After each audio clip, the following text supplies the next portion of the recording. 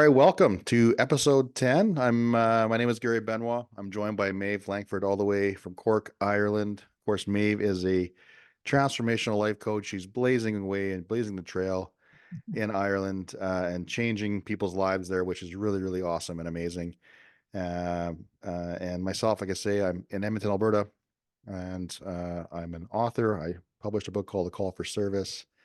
I'm a life coach as well as a licensed financial professional in a couple of provinces here in Canada.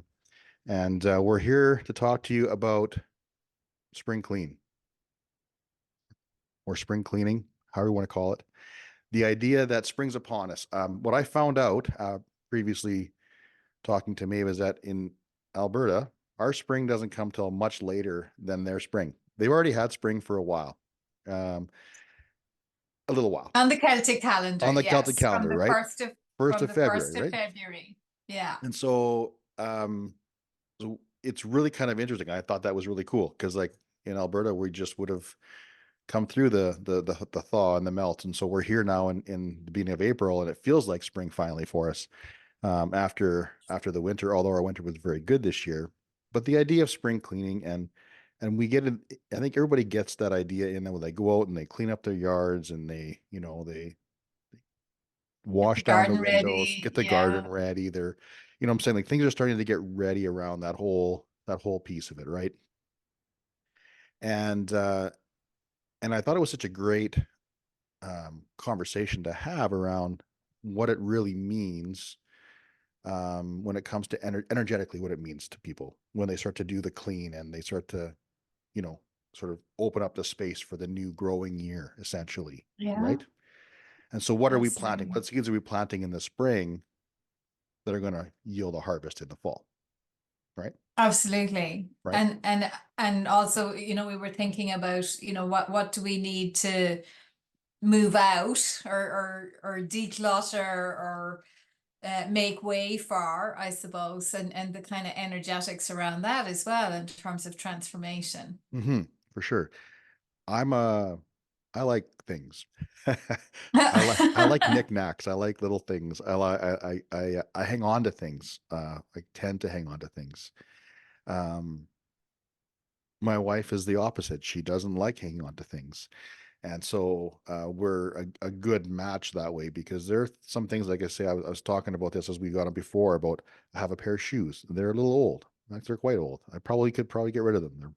But I still think they still have some use. And so I have this attachment in some way, shape, or form to things that probably are worn out, but yet I just hang on to. And maybe many of you that are listening are the same as me. Like I don't know where this comes from. Maybe it's just growing up in a home where we held on to things until they fell apart, or the wasting idea. I don't want to waste this, or it's still okay. I can still kind of get by, although it doesn't look great. It's okay. You know what I'm saying? All that stuff. So maybe it's just like over the years of learning, it might be something that's just deeper inside of me or a paradigm that I have inside that I have to hang on to these things. Sure.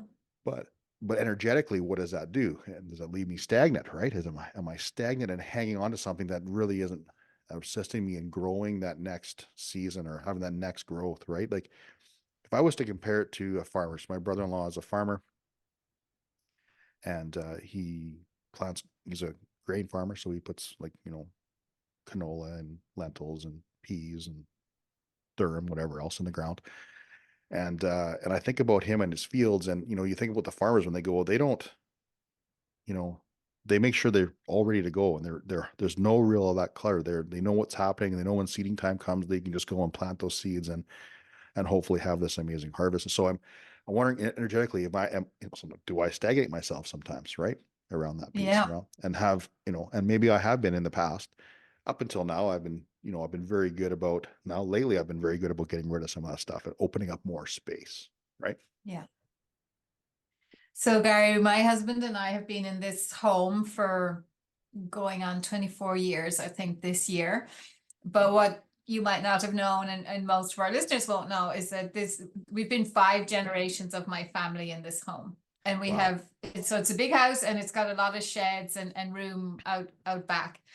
So we have 5 generations of clutter here. So Wow. when I inherited this home, I inherited all the clutter from 5 generations of my family.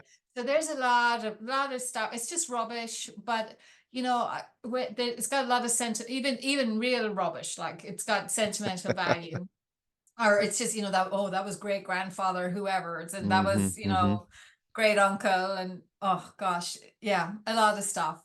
So I've grown up with a lot of clutter in my life, Mm-hmm. and I think I was saying to you earlier that part of me has just had to make peace with clutter. Okay, Fair. so Yep. I think we'll speak to the energetics of it as well, but I know I have a huge tolerance for disorder in my space.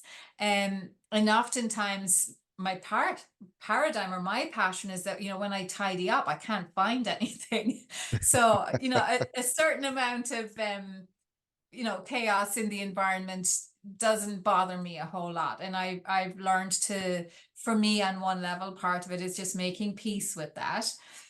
On the other level, though, I agree with you 100% that when there is clutter in the environment, it's stagnant energy. There's Mm-hmm. no doubt about it. I mean, Mm-hmm. everything that we read will tell us that it's stagnant energy. So, in our podcast here, we're talking about life change transformation. And if any of us, you and I, any of our listeners here today, if you're finding it hard to kind of move on in some area of your life, we talked before about, it's not all about the push, push, push and work harder, longer, faster. Sometimes it is about just the energetics of it Mm-hmm. and how can I clear the energy. Mm-hmm. And one of the ways we can do that is by clearing the clutter. Mm-hmm. I mean, I would love to be able to poll the listeners and say how many people actually do a spring clean. Like I'm sure there are many of us listening that will have a some type of spring routine where when life starts to come back, at least for us, winter can last a long time. Um, and it's cold and it's can be at times miserable if you don't enjoy the cold. And when spring does come, it feels really good, right? To be out in the warm of the sun and just to have that energy from the sun coming and just kind of being in your space and having the air feel like a little warmer and you're not having to wear the big parkas and stuff. And how good does it feel, right? To clean the yard and clean up and it feels really good. It's no different Yeah. in certain things in our lives. Like for example, my wife and I call it um we just went through some clothing and some things and we sent some stuff back, donated them to the Goodwill and to people that are less fortunate. But ultimately it feels really good when you can sort of like give to those people because like the clothes aren't maybe not certain, stuff that we're not going to wear anymore or stuff that maybe won't fit anymore or you name it, right? It's just something that's just hanging in the closet. I know Colette had a jacket. She had the tags still on it. She bought it on sale with the intention of wearing it. And she's like, actually, I don't know if I really want this coat anymore. So she gave it to, someone else. So that feels really good. So energetically, you start to create a bit of like movement, right? In that realm. And Yeah. I'm really mindful, like one of our Stacy Bridger was our coach. She was talking one time about how the universe loves order, right? The universe Yeah. loves order. And I'm gonna kind of borrow that from her and say that I would totally agree. And one of the things she was talking about was around money and finances. And I didn't understand it when the first time she said it, but the after hearing it a couple of times, I realized that I had a I'm a, I'm a, I'm a I've got a wallet, and my wallet has things in it, and I would keep receipts in that wallet, and it would be jammed full of stuff. And if anybody's familiar with Seinfeld, if you've watched Seinfeld, if you're my age and growing up, George Costanza is one of the characters on Seinfeld, and he had his wallet, and when he opens it, it's just like this massive wallet. It's about this thick, right? There are Stuffed. times, right? And there are times when I had a wallet that was like that. And so I'm very mindful now after learning that from Stacy about the universal order and that there's, with the money flow of money, keeping things available to fill that space that's, you know, energetically better. It feels better. So it's interesting. It's an interesting concept, I think. Yeah. And I think it's like having patterns of, you know, whether it's monthly or weekly, sorting out your bills and, having a place for me now in my business. I remember a friend actually who'd be way more organized than me. She just gave me a box and she said, Maeve, just, all the bills, all the receipts, put them, just have a place to put them. And that's my system now. So the wallet can be emptied into the box and everything is there if the accountant needs it, or if I need to check something, I Hmm. know where it is. So having that kind of system and order definitely makes life so much easier. Hmm. So much easier. And I suppose in terms of having a system for, do I keep it or do I pass it on? I mean, probably everybody on both sides of the Atlantic has come across the work of Marie Kondo. And she's what was it, the joy of tidying up. Hmm. But she would say, does it spark joy? So Hmm. whether it's the pair of shoes, Gary, or the necklace, or the item of clothing, or the piece of furniture, to really ask yourself, does it spark joy? And I know for me, like, and I'm looking around the room even as I'm talking to you, like there's so much in my home that I have a kind of energy of I should keep that, that belonged to somebody, that has a memory of somebody. So I feel a kind of obligation to keep it. And yes, if you ask me, does it spark joy? Probably not. Hmm. I've or even just because there's too much stuff.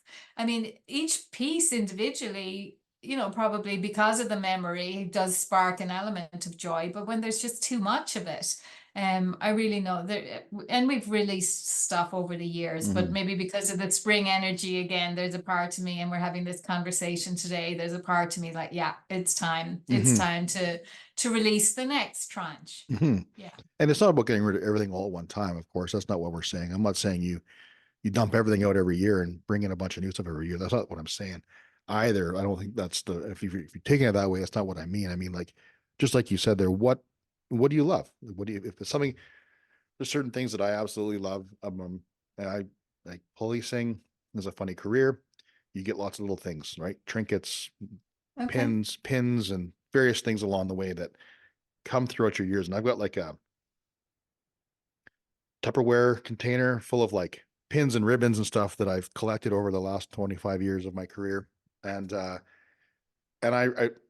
don't think I'll ever get rid of them because I really love that part of it now that I'm done, right? It's nostalgic for me. It Sure. brings me back to a place. But will I display them out there in places that are everywhere? Probably not right off the, I probably won't unless I get another space that I can utilize that's different. So they're going to be in a container. At least they're contained. Like you said, they're put in a Yes. container, they're Yes. contained. It still can be organized, but in the container. So I think that's important too, is like certain things, are important. I have like some awards over my time as a police officer too. I was fortunate enough to be voted patrol sergeant of the year for West Division for four times out of my Wow. 7 years of being a sergeant there, and that means a lot to me, and they'll always mean a lot to me because it was, and I'll never probably hide those. Those will be always out. I'll always have them out, although they collect dust and they may take up a shelf. But I it's worth it. it's worth it to me because it makes I'm like look back on that and I'm very grateful to have that opportunity and to have been that influence in their careers that gave them that thought that this guy deserves this, right? So it means something, right? So it's about that joy. You talk about sparking joy, right? That's exactly what it is. It really does feel good for me to see those things. Yeah. Um, Yeah, yeah, exactly. But so again, we talk about what are the energetics of it. If it makes you feel good, great. If you're looking at it and you're feeling, oh my God, yeah. this is Hmm. overwhelming, you want to do something with that. Hmm. Yeah. For sure. We Go ahead. well, I was just going to say we did some kind of build-ins in our kitchen. I mean, it must be over a decade ago. And honestly, there was one drawer. It was like this big, long, maybe 3 foot long, 2 foot deep, narrow drawer, but like everything just got chucked into it. And I reckon every home has a drawer like this, okay? Yes. And I mean, and I open that drawer at least once a day. If I'm doing something in the kitchen, Yeah. chances are I need something out of that drawer. And every single time I opened it, it was just an annoyance. Mm. So over Christmas, again, I don't know where I found the half hour that day, but I had been watching, one of my sons got into Marie Kondo, bizarrely enough, on one level. And I watched a show with him one evening, and Yeah. she was all about using small little boxes. And like if you've got a big drawer, break it up into smaller pieces and then allocate things to the different sections. Excuse me. So I guess that sparked an idea. And I remember thinking that you could use that idea for that particular drawer. So I only spent about half an hour, but I found all these little, like the Tupperware Mm-hmm. plastic, they weren't even Tupperware, they were takeaway Mm-hmm. containers that Mm-hmm. would have been recycled otherwise. So now there's like clothes pegs in one drawer, Mm-hmm. and those little plastic clips for tying a bag, Yep. they're in another little space, and there's all the metal things are together, and all the wooden implements are in another one.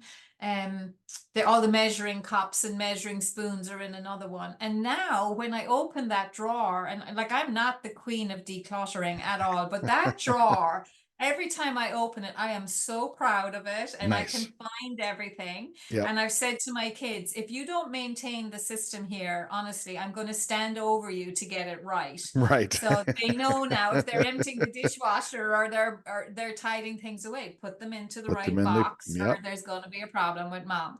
Correct. So Yep. honestly, like to go from something that bugs you every time you see it to Right. something that every time you see it, you think, I love this. I would say for anybody listening today, if you're thinking, where do I start? I would pick one of those things that's an irritant, Mm-hmm. Mm-hmm. and sort that, and because of that, it'll give you, a spark of enthusiasm to maybe go to the next drawer or the next cupboard, Right. and just, I think, I know for me the failing often has been to say I have to do the whole room, and I start into it and then I'm overwhelmed and I don't finish it, and then it's neither here nor there, and I feel even worse than not having Right. started. Right. So So bit that's by a bit. that's amazing, right? You have that. I think that's so cool. But and this is not me. My wife does the same thing here. She has a system in every drawer. Has got it's all just like that. There may be the same amount of stuff in there, but it's not just thrown in haphazardly. Hmm. Yeah. Oh my goodness, I'm so sorry. Sorry about that. We're both coughing Oh, today. jeez. Um, so now when we talk about our vision and our lives and the transformation piece, like the physical idea of spring cleaning and and decluttering and having flow, kind of all that feng shui kind of idea with the flow and everything else in the world and your physical world. How important is it to have your decluttering done in your vision? Make sure you're clear and concise and orderly. How important is that, do you think? Well, I think it's huge, Hmm. because I mean, it's not in terms of, whether I'm articulating it, in an orderly way. No. But clarity around the Hmm. vision, we talk about this all the time. Like Stephen Covey said, it'll start with the end in mind. Like if you don't know what it is you're trying to achieve in your health or your wealth or your impact or your relationships, if you don't know, then you can't make any progress, because how would you Correct. even know what was progress? Right. And sometimes we talk about, in is it in quantum physics that they talk about all the molecules, everything is energy, so all these molecules are there waiting to support you. We talk of, language you and I would use sometimes is that when you're, you make a decision, you get the clarity, you make a decision for your vision, that the universe is there, and it's moving with you.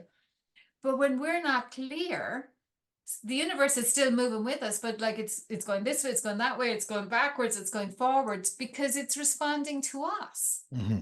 So it's incumbent on us to kind of say, this is the direction, this is the intention, and to be as clear about that as we possibly can. And then we feel the force of the universe moving with us Right. because it's we're all moving together here, Right. and we start to get the traction, and Right. we feel the difference of it. For sure. Yeah, And so it's that very I important. agree. I would totally agree with you. Like I think that whole idea of like feeling disorganized in your thoughts is much the same as being disorganized in a drawer. Like, you know what I'm saying? Correct.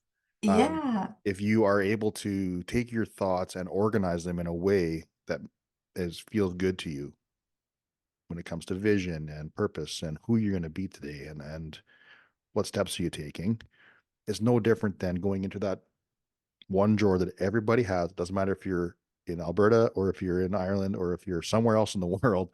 We all have a junk drawer in the kitchen or very close to the kitchen that we all have that pile of stuff. I know my parents have one, my in-laws have one, everybody has it. Yeah. If you organized it and created it feels good when you open it. You're like, oh, this is awesome. I know where everything is. Still may be the same amount of stuff, the same amount of thoughts, the same amount of things that are still in there. But if it's organized in a way that makes sense to you, Yeah. then how much Yeah. more can you achieve in your dreams and visions, right? How much more can you transform your life? Because ultimately, I believe that that creates harmony with the universe, right? We want to come into Yes. harmony. We're Yes. talking about being um, in sync with that universal energy. You Yeah. know, we can't operate on that energy that's down here. We have a vision that's up here. You have to match that energy, right? And so that's really, really important to be be mindful of matching that energy when that time comes. And Exactly. that's where the whole spring cleaning thing came to my mind when we talk about it. This whole idea of, well, we get this in our mind. Society as a whole goes, well, spring's coming. Let's clean it all out. Well, no different than in our thoughts, minds, and actions, essentially, right? Let's get clear on that. Yeah. Let's plant the right seeds in the I spring, love that. right? Let's plant the Yeah. right seeds, right? Because Yeah. as soon as you start doing that, you know, then things will start to happen. You may not see it on the surface right away, because as we all know, things don't grow up first, they go down, right? They grow down. Hmm. There's roots. And so by planting those seeds, at least things are going to start to happen for you. And that Yeah. starts that transformational process. And if it does mean physically doing it in your world to start that momentum, then do it physically in your world, because that's one of the easier tasks in my mind to get to, because it's just right in front of you. You can tidy up, you can make things organized, you can make it, feel good when you walk into that room, right? Yeah. It can be just as simple like I have a routine. I like making the bed every morning. And I like putting the pillows back on. I don't care for pillows, Yeah. but Me too. Yeah. I like putting the pillows back on and having that bed look that way because it feels good when I walk into the room, Yeah. right? Same thing in the living room. Our dog, little Ula, she's very very she's precious little dog. I love her to death, but she messes up every blanket in on the couch. She takes them and she curls up in them and she makes a mess. So every end of the day, I try to wrap them up or fold them up so that they look nice in the morning. When you come in. I come Yeah. down in the morning, right? Yeah. And I so, hear you. I mean, it's so simple, but is very effective in feeling good. And then that creates a different action, right? That goes back to the results formula, Yeah. right? Remind everybody Right? listening. The thoughts you think create the feelings that you have, create the actions that you take, which then creates your results. So the thoughts and the feelings, if your feelings aren't in a good spot, then your action steps aren't going to be the same, right? Yeah. And so that is, you know, it's interesting way to psychologically build that muscle to plant the right seeds. Yeah. And I was just talking to some clients yesterday, and we were talking this idea that you're saying about, if my results are here and my vision is here, so I need to be in harmony with that. And we were talking about that whole mental piece, like what are some of the limiting beliefs? What are some of the, unhelpful habits that I have that I need to release or let go or declutter, for want of a better word? And again, as you're saying, as we're coming into the energy of spring and nicer weather, better days, it's a great opportunity to just ask ourselves, what do I want to set down and leave behind me Mm-hmm. in winter? Just leave Mm-hmm. it behind. That was Mm-hmm. then, this is now. Now I'm moving forward in this way. And And I love, Gary, what you're saying as well about, if we take the analogy of what seeds am I planting, and my vision are the seeds of what I want to create. And again, we know in the garden at the moment, like we're, tending the soil, we're maybe digging out old stuff, we're maybe putting in some compost or some manure to replenish the soil. And if we're planting things, if it's still cold maybe and there's frost, we're bringing them in at night, or we're putting some kind of frost protection around them. We're maybe making sure that new seeds are getting the water. Hmm. So as we're planting these seeds and we want to create transformation, we need to be nurturing them. We don't For It's like sure. we don't just fire stuff out in the garden and say, well, whatever happens, happens. We look after those Hmm. plants. We protect them. We water them, or we shelter them if it's frosty or windy or whatever. And we Hmm. need to do the same with our thinking, I think, 100%. and really protect the vision. Sometimes we talk about, not even speaking to, I mean, you can speak to people about your vision, of course, but you'd be very kind of judicious about who you'd share that For vision sure. with in early days, because Absolutely. that raised eyebrow or that frown on somebody's face is like stamping on that seed of For sure. growth, For sure. so There's yeah, a, really. it's really cool. And then there's like that whole saying around, um, I'm not sure who it was, about the soil you'll put your seeds in will determine the yield, right? And so, like, when you talk about that protection, right, that whole Hmm. nurturing, well, that's the soil you're nurturing. You're nurturing that soil. You're taking out the old, right? You're decluttering that soil. You're putting in new Exactly. things to make it grow. Because if you plant a bunch of seeds in a gravel road, chances of a bunch of seeds growing in a gravel road aren't very good. They're not going to Or fare so well. right, or if you plant them in a ditch that's got overgrown with whatever bushes Yeah. or thorns or whatever, you might get some growth in there, but how do you harvest it? Yeah. Yeah. Right. Yeah. And so that's the thing is the soil, that whole decluttering piece. I think that's preparing the soil. I think you're Yeah. preparing yourself for that big growth. And the bamboo, I don't know what kind of that bamboo analogy as well, right? There's a bunch of stuff that happens underneath in that one bamboo. It may only grow this much in the first couple of years, but in the last few years, I think we mentioned that before in another podcast as well, about how fast it grows, once you've tended that soil Yes. in that Yeah. way, right? And so I think Yeah. that's also a great start. So if you're starting, especially if you're just exploring right now, if you're listening and you're just kind of getting into the idea of transforming your situation, transforming your life that we talk about here, understand that, it might not show up right away as a result that happens immediately. However, if you continue to till the soil and treat it and nurture it and really be mindful of it, Yeah.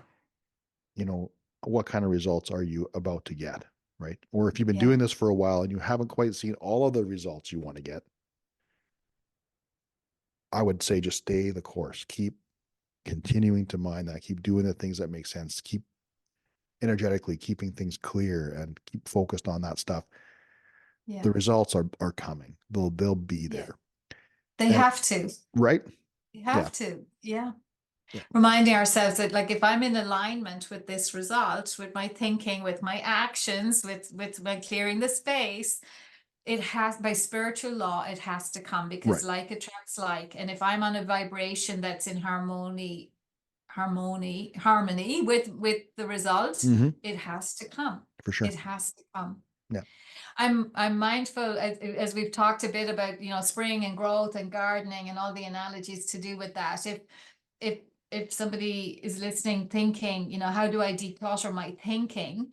One of the kind of little meditative teachings that I've applied in my own life is in the garden. And you're just, as you're going through pulling out, again, part of the job is to pull out the weeds to create the space for the Hmm. new Hmm. plant.